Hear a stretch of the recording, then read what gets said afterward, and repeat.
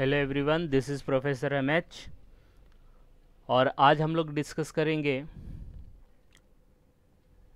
एक basic practical question on capital gain. हम लोग का जो भी थ्योरी पार्ट हुआ है मेरे प्रीवियस वीडियो में हम लोग ने देखा है, इसका बेसिक देखा था, कैपिटल गेन क्या होता है, कैपिटल एसेट क्या होता है, फॉर्मेट क्या था, फिर सेक्शन भी देखे थे 50C 50CA 50D। अब हम लोग स्टार्ट करेंगे इसके प्रैक्टिकल क्वेश्चन, तो हम लोग को ग्रिप आ जाएगा कि ये टॉपिक क्या बोलना चाहता है। तो सबसे पहले स्टार्ट करेंगे एकदम बेसिक प्रैक्टिकल क्वेश्चन से, तो समझ में आएगा। और हम लोग अभी मेनली फोकस करेंगे लॉन्ग टर्म कैपिटल गेन पे। तो आपको मैं पहले ही बता दूं कि हम लोग का मेन फोकस होगा land and building.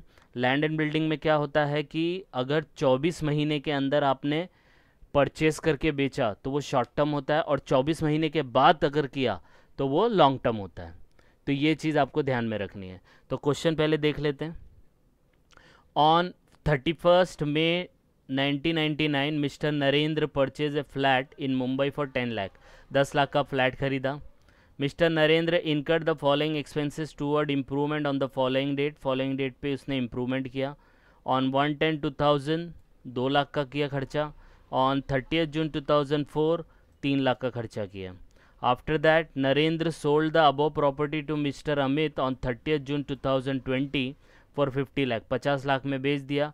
Brokerage on sales was 1% on sale price and the fair market value of the property on 1/4/2001 was 11 lakh. Calculate capital gain, और यहाँ पे उसके कुछ CII दिया, कॉस्ट इन्फ्लेशन इंडेक्स। ये आपको रेडीमेड दिए होंगे, बस आपको यूज़ करना है।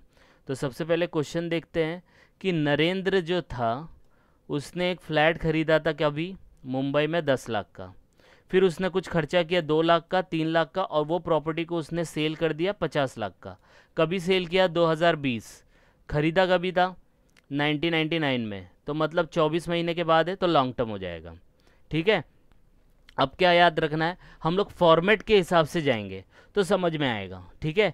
अब यहाँ पे क्या है, परचेज का प्राइस दिया है, परचेज भी किया, सेल भी किया है। तो हम लोग का जो स्टार्टिंग होता है वो सेल से होता है।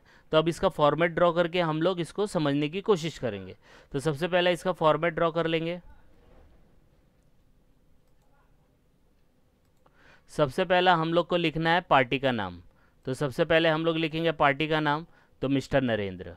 फिर हमें लिखना है कि प्रीवियस ईयर और असेसमेंट ईयर। तो प्रीवियस ईयर हम लोग के लिए 2021 है और असेसमेंट ईयर 21-22, ये फिक्स है। ठीक है, हर साल चेंज होता है।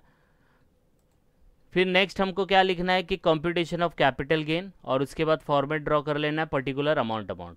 ये आपका फॉर्मेट हो गया। अब क्या करना है, 4 लाइन का फॉर्मेट होता है। लॉन्ग टर्म कैपिटल गेन है, तो यहाँ पे मैं रेफरेंस के लिए लिख देता हूँ लॉन्ग टर्म कैपिटल गेन्स। ठीक है। अब ये याद रखना, 4 लाइन का फॉर्मेट है। Sale consideration minus transfer expense minus index cost of acquisition minus index cost of improvement. Sale consideration मतलब जो प्रॉपर्टी आपने बेचा है उसका वैल्यू लिखो। फिर ट्रांसफ़र एक्सपेंस, बेचने के टाइम पे जो खर्चा हुआ है वो माइनस करो। फिर जो प्रॉपर्टी आप बेच रहे हो उसको कभी तो खरीदा होगा, तो कॉस्ट ऑफ एक्विजिशन माइनस करो। फिर उस प्रॉपर्टी में आपने कोई कैपिटल एक्सपेंडिचर किया हो, कुछ एडिशन, डबल माला, ट्रिपल माला, कोर्ट माला कुछ बनाया हो, उसके ऊपर जो खर्चा हुआ हो इम्प्रूवमेंट, वो लेना है। ये 3 एक्सपेंस माइनस करना है सेल कंसिडरेशन में से, आपको कैपिटल गेन मिलेगा। तो सबसे पहले क्वेश्चन देखते हैं। इसके अंदर सेल कंसिडरेशन कितना है, कितने में बेचा, 50 लाख। तो सबसे पहले हम लोग ये लिख लेंगे। तो सबसे पहला आपको लिखना है सेल कंसिडरेशन 50 लाख। क्लियर है सबको, यस और नो? फॉर्मेट के हिसाब से जाएंगे। फिर दूसरा हम लोग जो लिखते हैं वो लिखते हैं हम लोग क्या, ट्रांसफ़र एक्सपेंस। क्या लिखते हैं, ट्रांसफ़र एक्सपेंस मतलब ये प्रॉपर्टी जो बेच रहे हो उसको बेचने का खर्चा, तो ब्रोकरेज कमीशन ये सब आता है। तो चेक करो कोई सेल का एक्सपेंस दिया है क्या।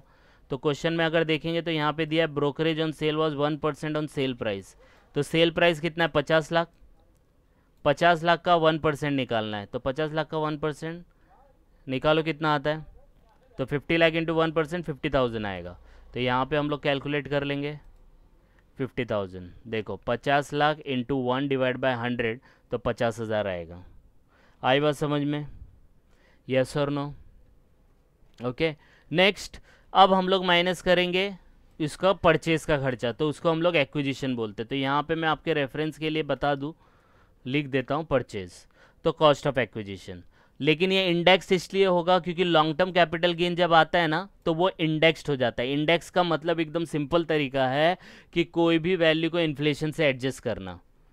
वैल्यू को इन्फ्लेशन से एडजस्ट करने को हम लोग बोलते हैं इंडेक्स कॉस्ट ऑफ एक्विजिशन, और ये सिर्फ और सिर्फ लॉन्ग टर्म में होता है। तो ये याद रखना है, इंडेक्स कॉस्ट ऑफ एक्विजिशन मतलब परचेज को इंडेक्स करेंगे वो लॉन्ग टर्म में ही करेंगे, शॉर्ट टर्म में नहीं करेंगे। अब देखो ध्यान से सुनना, बहुत इंपॉर्टेंट है। आपने परचेज कभी किया 1999 में। अब याद रखना ये जो इंडेक्सेशन होता है ना ये आपका 2001 और 2002 से स्टार्ट है। इंडेक्सेशन मतलब वैल्यू को इन्फ्लेशन से एडजस्ट करने का जो प्रोसेस है, एडजस्ट करने का जो प्रोसेस है वो 2001 और 2002 से स्टार्ट है।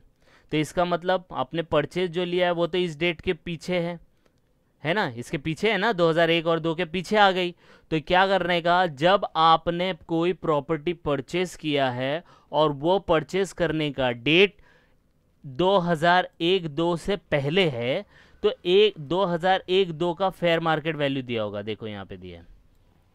तो the fair market value of the property on 1/4/2000 was 11 lakh. तो ये वैल्यू लेने का, तो जो वैल्यू ओरिजिनल ओल्ड वैल्यू है वो वैल्यू लेने का, और फेयर मार्केट वैल्यू लेने का 11 लाख। ये कब लेने का, अगर आपने प्रॉपर्टी जो बेची है उसको आपने परचेज किया 2001 और 2 से पहला। इसका मतलब क्या है, 1 अप्रैल 2001 से पहले अगर परचेज किया है तो 1 अप्रैल 2001 पे उसका फेयर मार्केट वैल्यू कितना है, तो फेयर मार्केट वैल्यू 11 लाख है। तो दोनों वैल्यू को लेने का, जो फेयर मार्केट वैल्यू वो लेने का और जो ओरिजिनल वैल्यू है वो लेने का, दोनों में से जो हायर है वो लो। तो 10 और 11 lakh whichever is higher, तो 11 लाख आएगा। तो जब ऐसा दिया रहेगा तो आपको क्या करना पड़ेगा, सबसे पहले ये वैल्यू लिखने का, फिर उसके नीचे उसका फेयर मार्केट वैल्यू लिखने का। क्योंकि क्यों लिखने का, ये क्यों लिखने का, दैट इज़ योर एफएमवी। ये क्यों लिखने का, क्योंकि हम लोग का जो इंडेक्सेशन है वो 1 अप्रैल 2001 से स्टार्ट है। आप बोलेंगे सर आपने तो बोला 2001 और 2, तो 2001 और 2 1 अप्रैल से ही तो स्टार्ट होगा, 1 अप्रैल 2001 से। तो ये दोनों में से जो भी हायर है वो उठाने का। तो higher is 11 lakh, that is your cost of acquisition. अब ये 11 लाख को इन्फ्लेशन से एडजस्ट करेंगे, इंडेक्स करेंगे। तो कैसे करने का, तो हम लोग इसको इस तरीके से करते हैं, जो भी वैल्यू को आपको इंडेक्सेशन करना है, जो भी वैल्यू को आपको इंडेक्सेशन करना है उसको मल्टीप्लाई करने का। कौन से साल से, हमारा जो प्रीवियस ईयर है ना, जिस साल में आपने बेचा, तो किस साल में बेचा आपने, 30 जून 2020 में बेचा।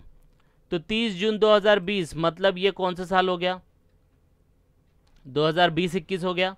तो इससे मल्टीप्लाई करना है। तो यहाँ पे हम लोग एक फॉर्मेट ध्यान में रख लेंगे, कोई भी वैल्यू को अगर इन्फ्लेशन से एडजस्ट करना है, कोई भी वैल्यू को इंडेक्सेशन करना है, कोई भी वैल्यू को इंडेक्सेशन करना है, कोई भी वैल्यू को इंडेक्सेशन करना है तो मल्टीप्लाई बाय 301 ही होगा।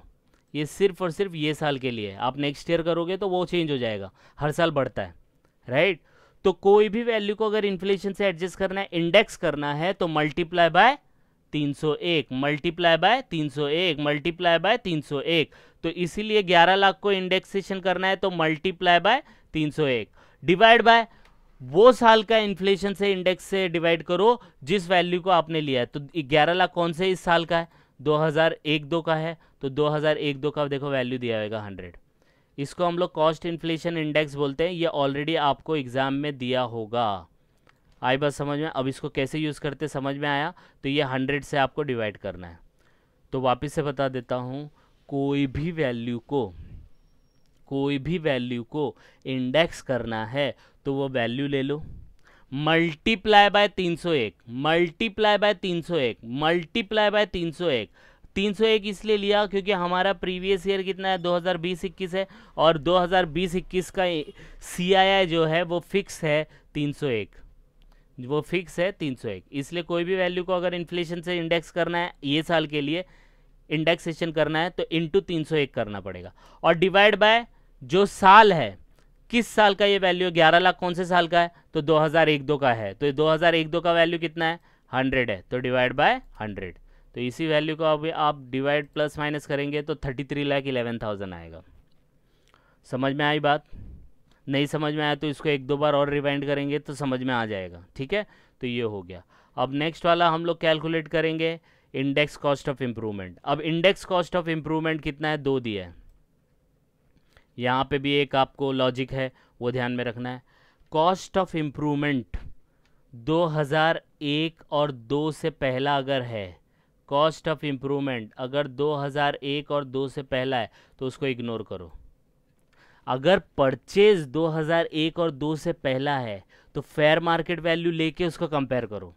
लेकिन इम्प्रूवमेंट अगर 2001 और 2 से पहला है तो उसको क्या करने का, इग्नोर। तो ये देखो दिया है ना 1 अक्टूबर 2000, ये कौन सा साल बनेगा पता है? ये साल बनेगा आपका 2000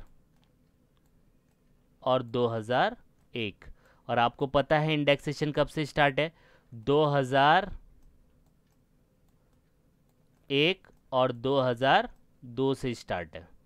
समझ में आया? तो ये समझना बहुत ज़रूरी है। आप बोलेंगे सर ये कैसे निकाला आपने, तो यहाँ पे देखो 1 अक्टूबर 2000 दिया है ना, दिया है कि नहीं दिया है?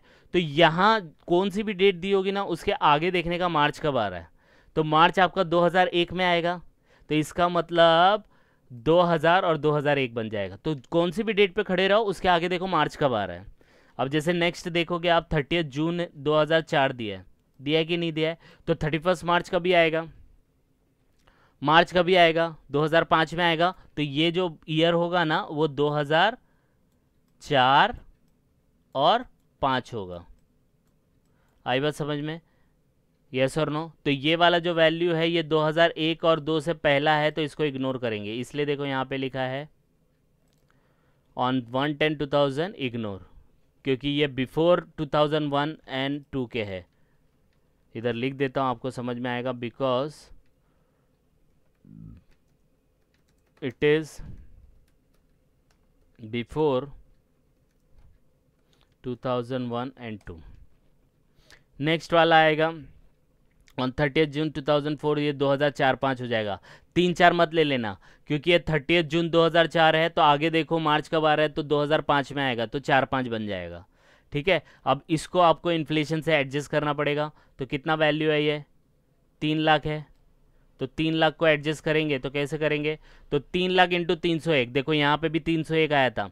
तो मैं क्या आपको कहा, मैंने अभी आपको कोई भी वैल्यू को अगर इन्फ्लेशन से एडजस्ट करना है या इंडेक्सेशन करना है तो इंटू 301 करना, डिवाइड बाय जो साल का है। तो 2004-5 में देखो वैल्यू कितना है, 113 है, तो 113 से डिवाइड कर देना है।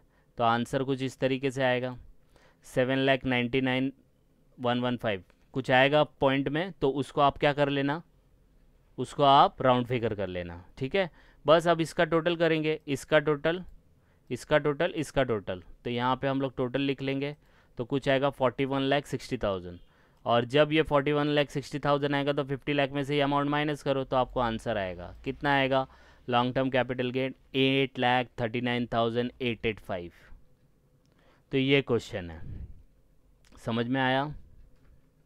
यस और नो?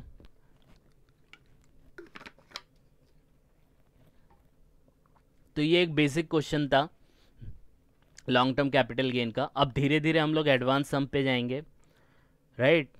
और फिर देखेंगे इसका कैलकुलेशन कैसा होता है। तो इसको एक दो बार आप और रेफर करो, कुछ डाउट आएगा तो please comment, and please like and subscribe for more videos. Thank you.